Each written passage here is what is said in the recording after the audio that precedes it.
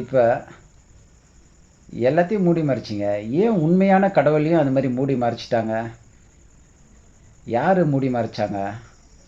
இதை பற்றி வள்ளலார் என்ன சொல்கிறாரு அப்படின்னு பார்த்தீங்கன்னா, ஆதியில் ஒரு வல்லவன் மண்ணை போட்டு மூடிவிட்டான் அப்படின்றார். எதை போட்டு? மண்ணை போட்டு மூடிவிட்டான்னா உண்மையில் மண்ணை போட்டு மூடலை. அவங்க என்ன பண்ணிட்டாங்கன்னா, உண்மையான கடவுளை மறைத்து ஏவல் தெய்வங்களை உண்மை கடவுளாக வெளியே அவர்கள் சொல்லிவிட்டனர். இப்போ மக்கள் வணங்குறதெல்லாம் பார்த்திங்கன்னா ஏவல் தெய்வங்களை தான் வணங்கிக்கிட்டு இருக்காங்க, உண்மையான கடவுளை வணங்கவில்லை. அப்போ உண்மையான கடவுள் யார்? இங்கே சுத்த சன்மார்க்கத்தில் சொல்லப்படுற கடவுள் யார் அப்படின்னு பார்த்தீங்கன்னா, வள்ளலார் அவர்கள் அருளிய அருட்பெருஞ்சோதி அருட்பெருஞ்சோதி தனிப்பெருங்கருணை அருட்பெருஞ்சோதி. அவர் இதை தான் மகா மந்திரமாக உபதேசித்திருக்கிறார்.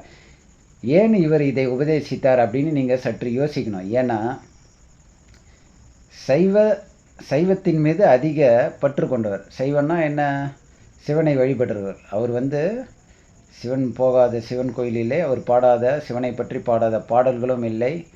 நமச்சிவாயா என்னும் மந்திரத்தை அவர் ஒருபோதும் மறக்க மாட்டேன் என்று கூறியவரும் அவர்தான்.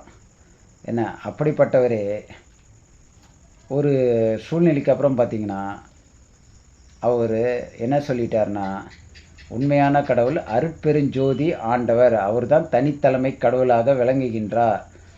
அப்படின்னா என்ன அர்த்தம்னா, சிவனை தாண்டி ஒருத்தர் இருக்கிறார். அவர் அதுதான் அவருடைய பாடல்களை நீங்கள் அப்படி சந்தேகமாக இருந்ததுன்னா அவருடைய அருட்பாவை படிச்சிங்கன்னா தெரியும். அதில் மூவர்னு குறிப்பிடுறாரு. மூவர்னு குறிப்பிடும் போது பார்த்திங்கன்னா மிகவும் தெளிவான விஷயம். பிரம்மா, விஷ்ணு, சிவன், இந்த இவர்களை தான் அவர் மூவர்னு குறிப்பிட்றார். இந்த மூவரை தாண்டி ஒரு தனித்தலைமை கடவுள் இருக்கிறார் அப்படின்னு அவர் தெளிவாக சொல்லிவிட்டார். அந்த தனித்தலைமை கடவுள் யாருன்னா அருட்பெருஞ்சோதி ஆண்டவர்.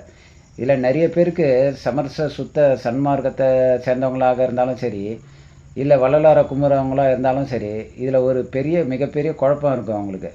ஏன்னா இதில் நிறைய பேர் என்ன சொல்கிறாங்கன்னா, சிவன் தான் அருட்பெருஞ்சோதி, அருட்பெருஞ்சோதி தான் சிவன் அப்படின்றாங்க. நிச்சயமாக கிடையாது. ஏன்னா இது ஆழ்ந்த ரொம்ப பல வருடங்களாக ஆய்ந்துனா புறத்தில் இல்லை, உள்ளே அகத்திலே ஆய்ந்து நாங்கள் தேடி பார்க்கின்ற போது இங்கே அந்த அவர்கள் குறிப்பிடுகின்ற சைவத்தில் குறிப்பிடுகின்ற சிவனை தவிர்த்து இதையும் தாண்டி ஒரு கடவுள் இருக்கின்றார். அப்போ அந்த கடவுள் யார் அப்படின்னு தேடிக்கிட்டு இருக்கும்போது அது அருட்பெருஞ்சோதி ஆண்டவராக தான் விளங்குகின்றார்.